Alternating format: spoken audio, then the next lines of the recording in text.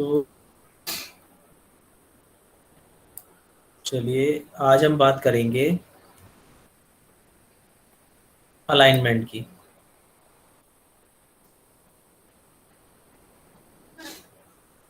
Wheel alignment की आज हम बात करेंगे।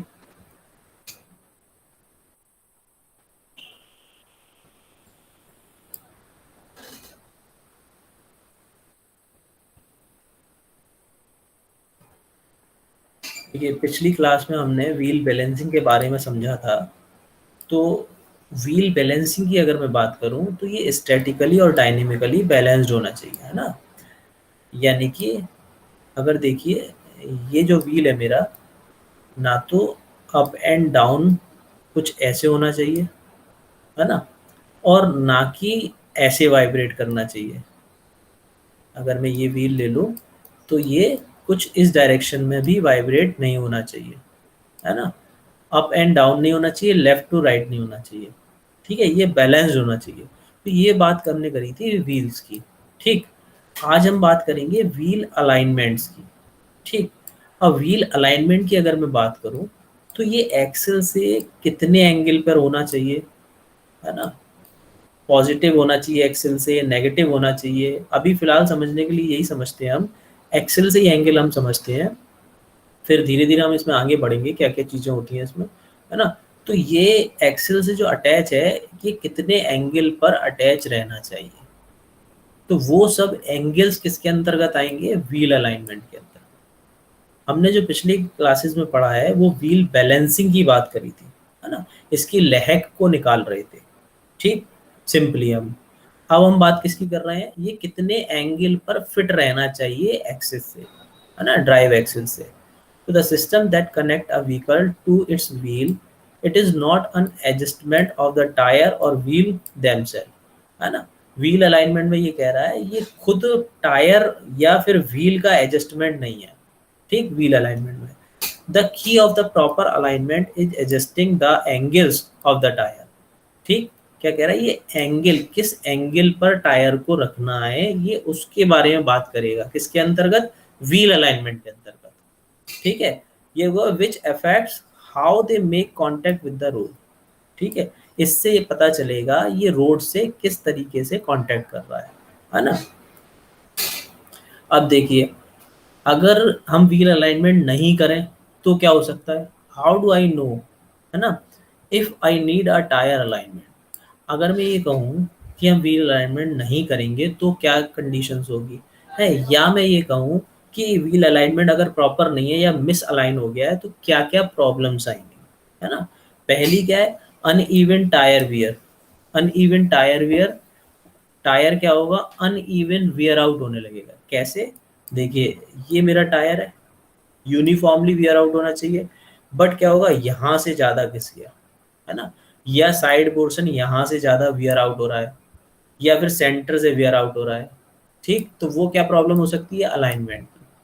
ठीक, ये सिम्टम हमने व्हील बैलेंसिंग में भी देखे थे। अगर व्हील बैलेंस नहीं है तो ये सिम्टम यहाँ पे अलाइनमेंट की वजह से भी आ सकते हैं। ठीक, व्हीकल पुल टू लेफ्ट और राइट, ये क्या कहने की कोशिश कर रहा है, अगर व्हीकल आपका प्रॉपर अलाइनमेंट नहीं है तो आपने जैसे ही यहाँ पे ब्रेक लगाए तो व्हीकल क्या है, इस कंडीशन में, इस सिचुएशन में रुकना चाहिए। बट जैसे ही आप आके ब्रेक लगाते हैं तो ये क्या करता है, व्हीकल या तो कुछ ऐसे स्टॉप होता है ना, राइट हैंड की तरफ पुल हो जाता है, या लेफ्ट हैंड की तरफ पुल हो जाता है ना। जबकि रुकना क्या चाहिए उसे, ऐसे। तो ये किसकी प्रॉब्लम है, व्हील अलाइनमेंट। अगर आपका व्हील अलाइनमेंट बिगड़ा हुआ है तो ये कंडीशन आएगी। Your steering wheel is of centre when driving straight. अच्छा, अब आप क्या कर रहे हैं, व्हीकल को आप सीधे चला रहे हैं, है ना, बट आपका स्टीयरिंग जो है वो क्या है, थोड़ा सा आपको लेफ्ट हैंड साइड पे रखना पड़ रहा है। जब आप व्हीकल को सीधा चला रहे हैं तो भी आपको स्टीयरिंग क्या करना पड़ रहा है, थोड़ा सा हल्का सा इधर की तरफ दबा के रखना पड़ रहा है। इसका मतलब क्या है कि लेफ्ट या इधर दबा के रखना पड़ रहा है ना। तो इसका मतलब क्या है, आपका व्हील अलाइनमेंट डिस्टर्ब है। स्टीयरिंग व्हील वाइब्रेशन, स्टीयरिंग में बहुत ज़्यादा वाइब्रेशंस आ रहे हैं तो भी व्हील अलाइनमेंट की प्रॉब्लम या व्हील बैलेंसिंग की प्रॉब्लम, इन दोनों में से एक हो सकती है या दोनों हो सकती है। ठीक, अब अगर मैं बात करूं, हम क्या करते हैं कि गाड़ी अगर चला रहे हैं हम और स्टीयरिंग छोड़ दें, है ना, 5-10 मिनट अगर हम स्टीयरिंग छोड़ दें, मान लेते हैं चलो लेफ्ट हैंड पे मैंने एक टर्न लिया, ये मैंने लेफ्ट हैंड पे टर्न लिया और गाड़ी सीधी हो गई, यहाँ पे गाड़ी सीधी आ गई, ठीक है। आप क्या करेंगे, स्टीयरिंग छोड़ देंगे। स्टीयरिंग जैसे ही आप छोड़ेंगे तो सेल्फ राइडिंग इफेक्ट की वजह से स्टीयरिंग वापस सीधी हो जाएगी, अलाइन हो जाएगी, है ना। अगर आप स्टीयरिंग टर्न लेने के बाद छोड़ रहे हैं और वो सीधी अलाइन नहीं हो रही गाड़ी, तो इसका मतलब क्या है, व्हील अलाइनमेंट की प्रॉब्लम है। सेल्फ राइडिंग इफेक्ट अगर गाड़ी में नहीं आ रहा है तो। चलिए, अब हम बात करेंगे एंगल्स की। तो व्हील अलाइनमेंट में कौन कौन से एंगल्स हम लेते हैं, आज हम उनकी बातें करेंगे, ठीक, उनके बारे में सीखेंगे, जानेंगे। देखिए, पहले एंगल की अगर मैं बात करूं तो ये है कैम्बर, ठीक। अगर ये एक आपके पास व्हील है, इसको मैं क्या करूं, ये इसकी सेंटर लाइन है, इस व्हील की सेंटर लाइन से, है ना, वर्टिकल सेंटर लाइन से इस व्हील को मैं बाहर की साइड, या तो कुछ ऐसे, है ना, या तो कुछ ऐसे, या फिर कुछ ऐसे, बाहर या फिर अंदर, है ना, आउटवर्ड या इनवर्ड, एक एंगल बना दूं, ये एंगल, ये थीटा एंगल, तो इसको मैं क्या बोलूंगा, पॉजिटिव कैम्बर। और यही अंदर की साइड बना दूं, ये थीटा, तो इसको क्या बोलूंगा मैं, नेगेटिव कैम्बर। ठीक, फिगर की सहायता से हम इसको समझते हैं।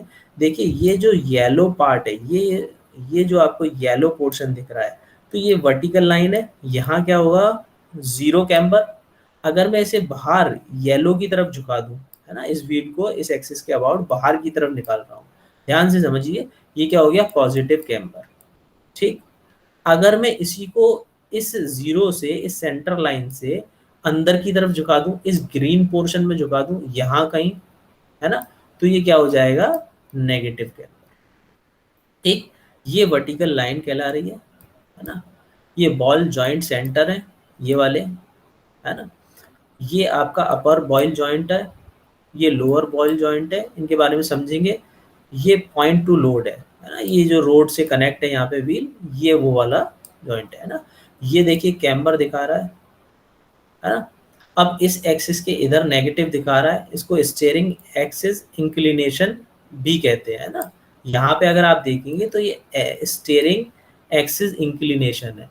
अगर मैं बात करूं कि इस सेंटर जीरो से इसकी तरफ व्हील झुका है, तो वो क्या हो जाएगा, नेगेटिव कैम्बर। दूसरे फिगर की सहायता से हम समझते हैं, यहाँ समझते हैं। देखिए, हम यहाँ इसने दे रखा है पॉजिटिव नेगेटिव कैम्बर। मैं किसकी बात कर रहा हूँ, अभी हम रोड के बिल्कुल सीधे हैं, है ना, बिल्कुल सीधे देख रहे हैं, तो ये जो लाइन जा रही है व्हील की, ये सेंटर हो गई, तो ये क्या हो गया, न्यूट्रल कैम्पर, यानी कि 0 डिग्री। नेगेटिव पॉजिटिव कुछ नहीं है इसमें, है ना। अब हम बात कर रहे हैं, देखिए इसी लाइन से मैंने थोड़ा सा इसको टिल्ट कर दिया बाहर की साइड, है ना, ये बाहर की साइड टिल्ट कर दिया, तो इसको क्या बोल रहा हूँ मैं, पॉजिटिव कैम्पर। कितना होता है ये, 1 डिग्री, 2 डिग्री, 3 डिग्री, बस इतना होगा, है ना। ये व्हीकल टू व्हीकल वैरी करेगा, उसको हम पढ़ेंगे, जानेंगे, समझेंगे, है ना, कि इस व्हीकल में कितना है, इस व्हीकल में कितना है, तो व्हीकल टू व्हीकल वैरी कर जाएगा, बट ऑलमोस्ट कितना रहेगा, 2 से 3 डिग्री। ठीक, अगर मैं इसी एक्सिस के अंदर की तरफ, ये देखिए ये व्हील अंदर की तरफ झुक रहा है, तो इसको मैं क्या बोल रहा हूँ, नेगेटिव कैम्बर। कहाँ प्रयोग करते हैं, कैसे करते हैं, उसके बारे में जानेंगे।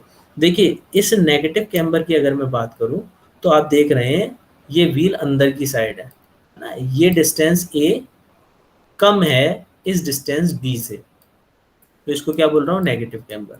अगर मैं फ्रंट से व्हीकल को देखूं, अब यहाँ देखेंगे आप, तो डिस्टेंस बी डिस्टेंस ए से कम है ना, इसमें ए डिस्टेंस ज़्यादा है, तो इसको क्या बोल रहा हूँ, पॉजिटिव कैम्बर। अच्छा, अब हम बात करेंगे कि हम नेगेटिव और पॉजिटिव कैम्बर देते क्यों हैं, है ना। देखिए, अगर मैं कमर्शियल व्हीकल्स की बात करूं, मैं ज़्यादातर व्हीकल्स की बात करूं, ऑलमोस्ट ऑल व्हीकल की बात करूं, सारे व्हीकल्स की बात करूं, तो उसमें आपको पॉजिटिव कैम्बर मिलेगा, है ना। अब पॉजिटिव कैम्बर क्यों रखते हैं हम, कमर्शियली हम समझने की कोशिश करते हैं। देखिए, ये रोड सरफेस है और यहाँ ये मेरा टायर है, ठीक है, मैं इसको कट सेक्शन में बना देता हूँ, ये टायर है, ठीक, इसका कांटेक्ट रोड से पूरा है ना, पूरा है। अब हमने क्या किया, इस पे लोड डाला, ये एक व्हील है और ये दूसरा व्हील है। अब हमने इसे क्या किया, इस पर लोड डाला यहाँ पे। अगर हम इसे सेंटर में, यहाँ कमर्शियली गाड़ी है, यहाँ कोई लोड रखेंगे, है ना, हाँ, तो क्या होगा, इस टायर की टेंडेंसी क्या होगी, अंदर की तरफ रोल होने की। इस टायर की टेंडेंसी क्या होगी, अंदर की तरफ रोल्ड होने की। यही तो टेंडेंसी होगी। हमने लोड डाला इसमें तो ये टायर अंदर हो गया। मान लेते हैं हमने न्यूट्रल कैम्बर रखा था, 0 डिग्री पर कैम्बर रखा था, और फिर उसके बाद हमने इस पर लोड डाला तो टायर की कंडीशन क्या आ गई, देखिए ध्यान से समझिए इसे। इतना बहुत ज़्यादा नहीं आएगा, बट थोड़ा सा ये टिल्ड हो जाएगा, हल्का सा टिल्ड हो गया, है ना। ज़्यादा टिल्ड नहीं होगा, बस 1-2 डिग्री ये टिल्ड हो गया, अंदर की तरफ हो गया, इनवर्ड हो गया, अगर मैं गाड़ी को फ्रंट से सामने से देख रहा हूँ तो, है ना। तो देखिए केवल इतना एरिया, ये कॉन्टेक्ट एरिया, ध्यान दीजिए, ये कॉन्टेक्ट एरिया रोड के कॉन्टेक्ट में ज़्यादा आ रहा है ना। तो अगर मैं व्हील को देखूंगा तो व्हील का ये वाला साइड, यहाँ वाला साइड ज़्यादा वियर आउट हो जाएगा। बात समझ में आ रही है। अब मैंने क्या किया, ध्यान दीजिए, मैंने ये अंदर रोल आउट होने की, अंदर रोल इन होने की टेंडेंसी है व्हील की, तो मैंने इस व्हील को ऑलरेडी, ये पॉजिटिव कैम्बर ऑलरेडी थोड़ा सा बाहर झुका के फिक्स किया। ये मैंने बाहर की तरफ रख दिया, है ना, जैसा कि इसमें दिखाया हुआ है पॉजिटिव कैम्बर में, ये बाहर की तरफ फिक्स है। अब देखिए अब क्या टेंडेंसी होगी, जैसे ही मैं इस पर लोड डालूंगा तो इस व्हील की टेंडेंसी क्या होगी, अंदर की तरफ रोल इन होने की, 1 या 2 डिग्री अंदर की तरफ रोल इन होगा। जैसे ही अंदर की तरफ रोल इन होगा तो इसका पूरा कांटेक्ट एरिया, इस व्हील का पूरा कांटेक्ट एरिया रोड के कांटेक्ट में आएगा, है ना। और रोड के कांटेक्ट में आएगा तो ये व्हील क्या होगा, यूनिफॉर्मली वियर आउट होगा, हर जगह से सामान्य रूप से घिसावट इसमें आएगी, अनइवन वियर नहीं होगा, है ना, अनइवन वियर आउट नहीं होगा व्हील। ठीक है, तो ये बात रही पॉजिटिव कैम्बर। तो ज़्यादातर आमतौर पर पॉजिटिव कैम्बर आपको व्हीकल्स में मिलेगा। अब हम बात करेंगे नेगेटिव कैम्बर की। ठीक है, अगर मैं नेगेटिव कैम्बर की बात करूं तो हाई स्पीड्स व्हीकल जितने भी होते हैं वो क्या रखते हैं, नेगेटिव कैम्बर रखते हैं, है ना। नेगेटिव कैम्बर को देखिए, पर्पस क्या है नेगेटिव कैम्बर का, यहाँ हम इजीली समझ सकते हैं इसको। ये एक हाई स्पीड व्हीकल है, ठीक, हाई स्पीड व्हीकल में आप हमेशा नेगेटिव कैम्बर रखते हैं। नेगेटिव कैम्बर रखने से क्या होगा, अगर आपकी ये कोई व्हीकल कुछ ऐसे टर्न ले रहा है, ठीक है, इस साइड कोई टर्न ले रहा है, ठीक, और मैंने क्या रखा हुआ है, पॉजिटिव कैम्बर। तो पॉजिटिव कैम्बर में क्या होगा, जब ये कॉर्नर पे आएगा, है ना, टर्न लेने की टेंडेंसी में आएगा, तो इसकी व्हीकल की, इस व्हील की टेंडेंसी क्या होगी, आउटवर्ड, बाहर जाने की टेंडेंसी होगी, इसकी रोल होने की बाहर की तरफ टेंडेंसी होगी। देखिए समझिए, इस तरीके से समझिए थोड़ा सा, यहाँ ये व्हील कुछ ऐसे रोटेट हो रहा है, इस डायरेक्शन में जा रहा है, इसमें नेगेटिव कैम्बर रखा हुआ है हमने। मान लेते हैं हम इस व्हील को कुछ बाहर की तरफ रख रहे थे, कुछ ऐसे रख रहे थे, ठीक है, कुछ ऐसे रख रहे थे, है ना। ये पॉजिटिव कैम्बर हम दे रहे थे समझने के लिए। और ये व्हीकल कैसे रोटेट हो रहा है, इस साइड, ठीक है। तो हमने ये पॉजिटिव रखा हुआ बाहर की साइड, तो इस व्हील की टेंडेंसी क्या होगी, बाहर की तरफ निकलने की, इस डायरेक्शन में निकलने की। अगर व्हीकल इस डायरेक्शन में रोटेट हो रहा है तो ये व्हील की टेंडेंसी क्या होगी, इधर की तरफ रोल इन होने की, बाहर आउटवर्ड डायरेक्शन में रोल इन होने की, है ना। अगर हम इसमें नेगेटिव कैम्बर रखते हैं तो देखिए क्या सिचुएशन बनेगी, ये मैंने नेगेटिव कैम्बर रख दिया इस व्हील में, तो देखिए गाड़ी जब ऐसे टर्न हो रही है तो ये क्या करेगा, बाहर की तरफ निकलेगा, ये व्हील बाहर की तरफ निकलेगा, 1-2 डिग्री बाहर की तरफ निकल जाएगा, और ये 1-2 डिग्री बाहर की तरफ जब निकलेगा तो इसका पूरा कांटेक्ट रोड से आ जाएगा, रोड से हो जाएगा, है ना। और क्या होगा, गाड़ी की स्किड होने की टेंडेंसी कम हो जाएगी, स्लिप होने की टेंडेंसी कम हो जाएगी, है ना। ये नेगेटिव हमने कैम्बर रखा था, तो ये देखिए यहाँ हमें पॉजिटिवली ये पूरा मिल गया कांटेक्ट, है ना। और यहाँ जो होगा वो उसका कांटेक्ट कुछ ऐसे हो जाएगा, ये हो जाएगा। तो हाई स्पीड्स व्हीकल में हमारी गाड़ी रोल ना हो जाए कॉर्नर्स पे, इसलिए हम नेगेटिव कैम्बर रखते हैं, ठीक है। अगर जनरली हम पैसेंजर व्हीकल की बात करें तो पॉजिटिव कैम्बर रखते हैं, बट नेगेटिव कैम्बर की अगर मैं बात करूं तो हाई स्पीड व्हीकल्स में आप नेगेटिव कैम्बर रखते हैं ताकि कॉर्नर्स पे गाड़ी स्किड ना हो, है ना। अब देखिए, ये एक गाड़ी मैंने दिखाई हुई है हाई स्पीड, है ना, MX1 कार है ये, देखिए इसमें ये नेगेटिव कैम्बर है, इतना जबरदस्त इसमें नेगेटिव कैम्बर है, ये दिख रहे हैं आपको, है ना। इसके पीछे के व्हील्स में भी नेगेटिव कैम्बर्स है, तो ये बहुत हाई स्पीड व्हीकल है।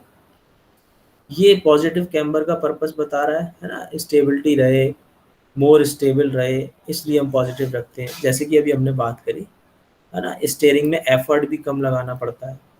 ठीक, चलिए तो इसमें हम आपके डाउट्स ले लेते हैं पहले, उसके बाद फिर आगे सीखें।